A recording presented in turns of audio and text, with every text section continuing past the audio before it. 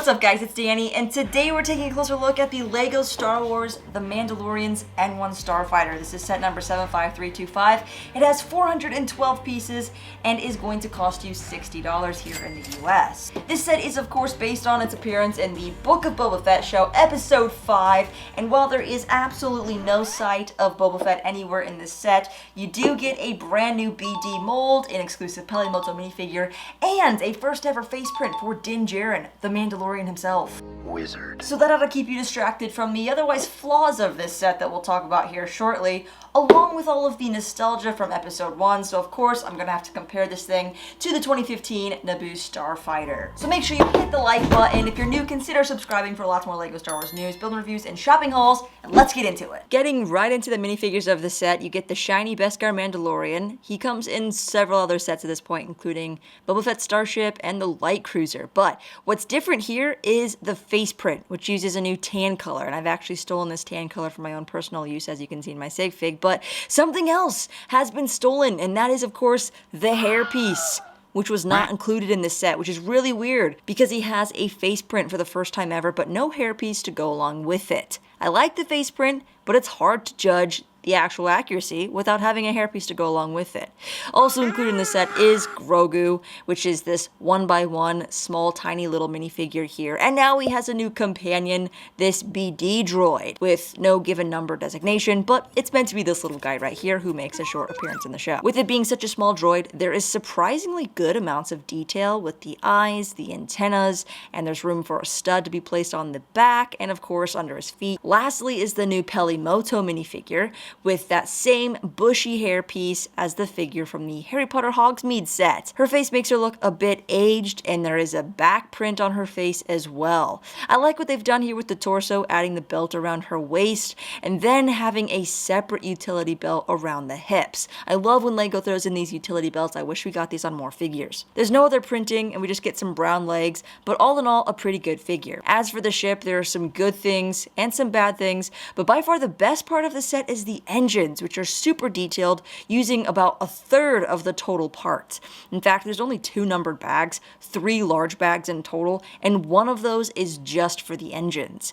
In the front are these printed round plates that are kind of placed inside of the domed elements here, which I think look quite nice. Behind that, there's a variety of different pieces. There's megaphones, there's peg legs, there's paddles, and it's just really nice to see how much detail actually went into these engines. Now, both of them are a little bit different here. You can also see there's a sticker placed on this left engine, which is kind of interesting.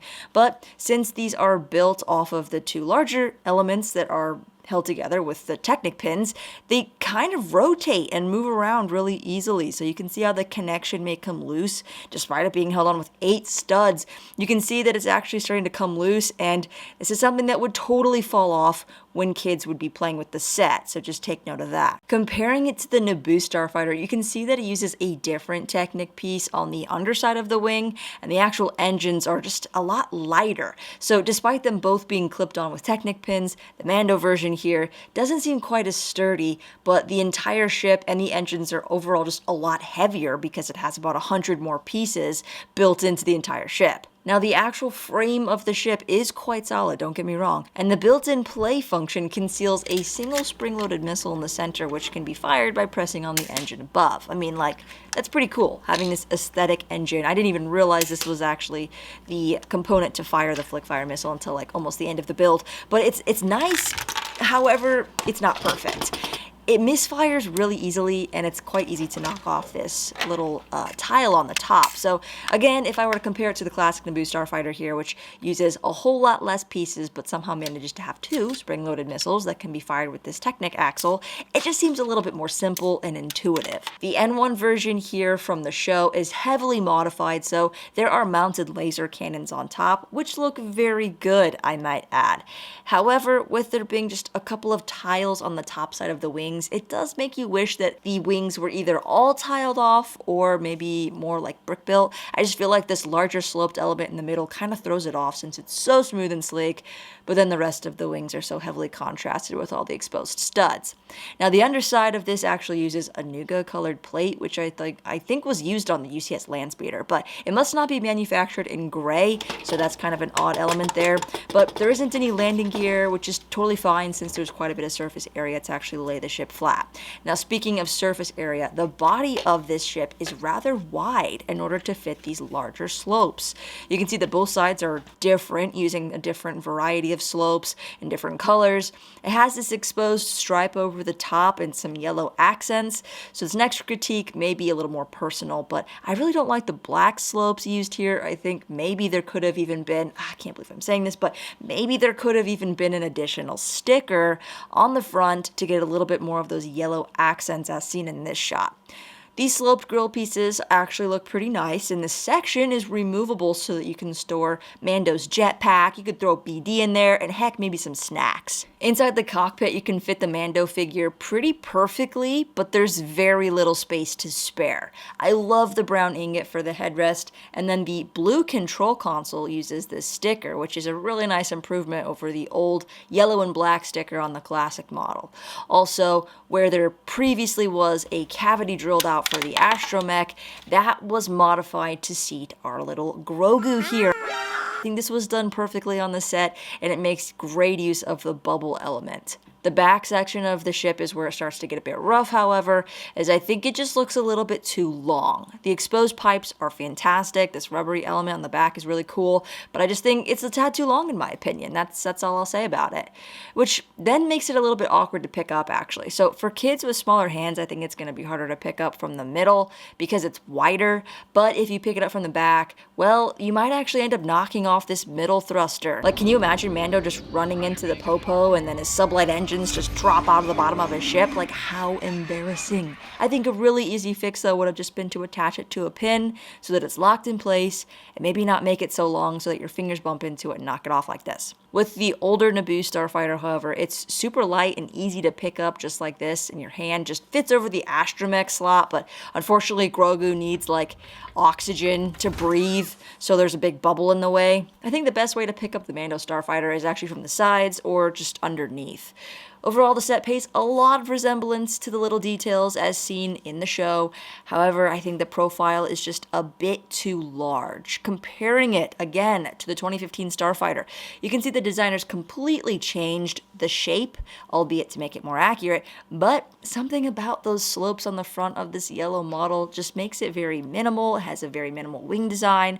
It's overall very lightweight, so it's nicer to hold. In the show, it looks like the version that Mando works on is even smaller, more of a stripped down version, like kind of this old Corvette feeling. But you can see that the model's footprint is actually a lot longer and wider by about 4 to 6 studs. Now, this new Mandalorian N1 model is rated for ages 9 and up, so that tells me it might be geared slightly towards bigger kids, better suited for displaying as a model, rather than being built for play, hence the otherwise design flaws of the set. I'd have to give this set about a 7 out of 10 considering the accuracy, playability, minifigures, and value. But if you're on the fence about whether or not to buy the set or wait till it goes on sale, well, just keep in mind that it's supposed to be increasing in price later this year to $65, along with tons of other incremental price increases across most themes. But I feel like for the value, this is kind of what $60 is going to buy you now. So it comes down to your preference and how bad you just want the set. Oh, but that's not even the best part. This N1 Starfighter back in 2015 actually retailed for $50 and included a stand. That's right, a stand, but that's not all. There was also this ladder.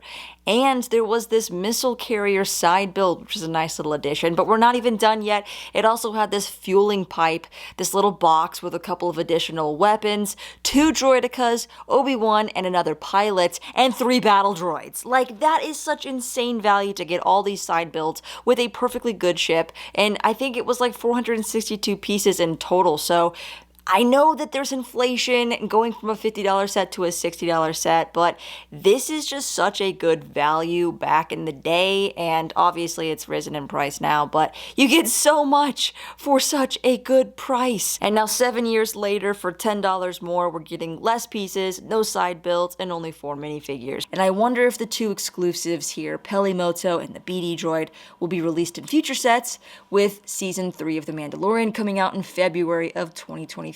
But guys, let me know what you think down in the comments below. Don't forget to hit the like button, helps out the channel tremendously. And as always guys, thanks for watching, and until next time, happy building.